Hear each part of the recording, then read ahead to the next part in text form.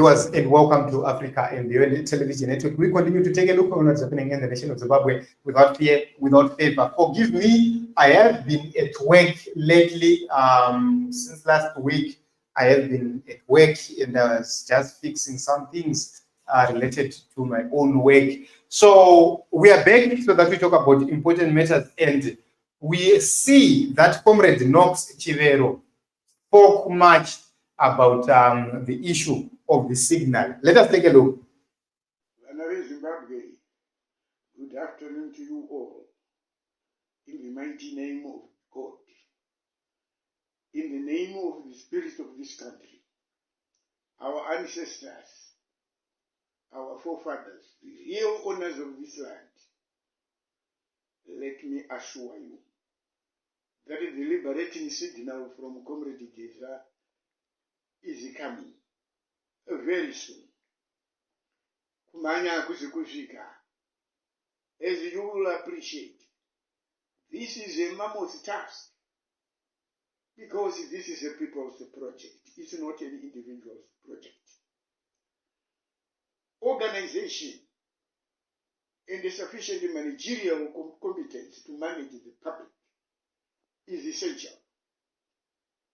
As a mammoth task, it means the planning and the execution and the management of the aftermath must be very meticulous so that we have the best results at minimal costs. A good soldier, a good commander is the one who wins a war with a minimum loss. But the best commander is the one who wins a war without firing a bullet. This is precisely the philosophy of managing mass organizations and mass demonstrations, whilst you are in the belly of the beast, which has deployed its dogs of war, hit squads, ferret teams, specially trained in Belarus, to hit, not to arrest, but they have been infiltrated through the police units, law and order and homicide. So you will appreciate what we are planning against and what we are fighting against.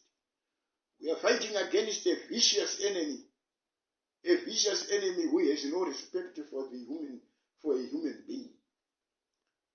Comrade Geza was actually followed by 10 different units of assassins to hit, shoot and fire at first sight without the option of arrest, and giving the reason that he resisted the arrest, that's why we shot him. So if you look at what he said, we don't want to dwell much on this issue, but there are key issues which you need to take a look upon. He clearly mentioned that Comrade Geza was being trailed by armed men, which means his life is at risk, his life is at stake at this point in time, which means it's dead or alive. But mostly they are preferring him dead. That is the message which is actually saying, which means we now have a lot of people who have been deployed everywhere to actually try and stop everyone who is speaking against corruption, against mismanagement, against incompetence. That is the reason why I always say, in this struggle, it's either we live or we die. Or, you know, we do not know what is going to happen. We do not know what our tomorrow looks like. Each and every day you have to watch behind your back to try by all means possible to understand what is really happening. So, you know, what I just want to say is this regime we are dealing with is not a walk in the park. It's a very sophisticated regime which is hell-bent to shoot and kill. They don't care about anything. They've done it several times. In 2018, we saw it. In 2019, we saw it. And thereafter, we have seen so many people losing their lives. Pastor Messiah just disappeared because somebody wanted to win Mabhuku Tafara by hook or crook. That is how these people operate. So when you look at it, it's not easy. As he rightly said, it's not something which is easy, which we can say, it needs clear planning, it needs coordination. And also one of the key issues which he mentioned is that after what we have done, the aftermath is what is very, very important, because ndo panonzi tichaita sei nenyika, what kind of authority is going to be there? Who is going to be leading this? Who is going to be leading what?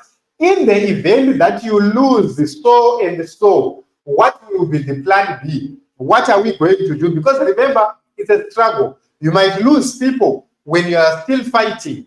What happens? You will need leadership. You will need the people who will take over and make sure that the struggle continues. All those things, they need to be put in place.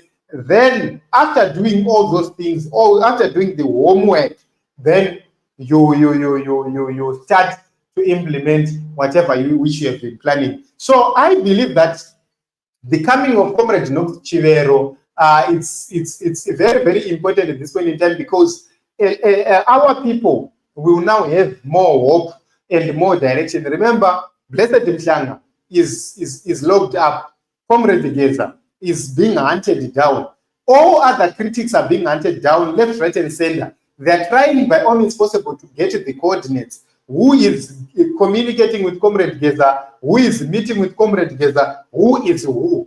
We are in that phase, in that period, which means there is a lot at stake. So this is Team Zimbabwe, and I hope and believe that the signal will come. Zimbabweans need change. We are not going to be silenced by individuals. We are not going to be threatened by individuals, because we have made a declaration. Even if we keep quiet, we will die through accidents. We will die through cancer. We will die through other sicknesses, because there is no medication in the hospitals, in the clinics. Look at young people. Look at various people. Vamwe vane cancer, vamwe vakarumwa nenyoka, vamwe vakaita sei. Vari kumhanya vachitsvaga rubatsiro as if the nation does not have hospitals.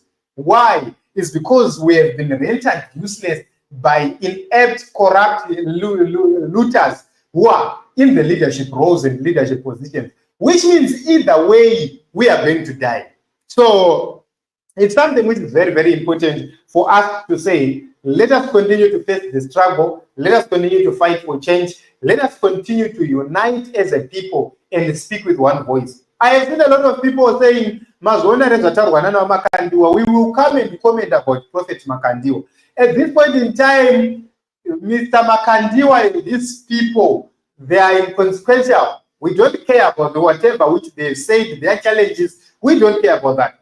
They're trying to dilute the momentum to bring in new topics and new stories. We are not going to let that happen. So at this point in time, Team Zimbabwe, let us continue to focus.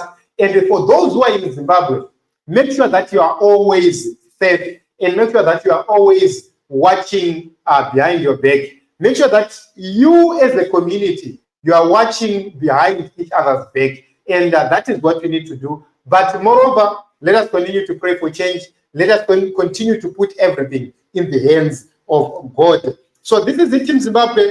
This is what we have. And I apologize. I haven't been there for the past few days. I was at work, and I think I'm done. I'm back. So every month we go to do some work, balances some of things, and then we come back.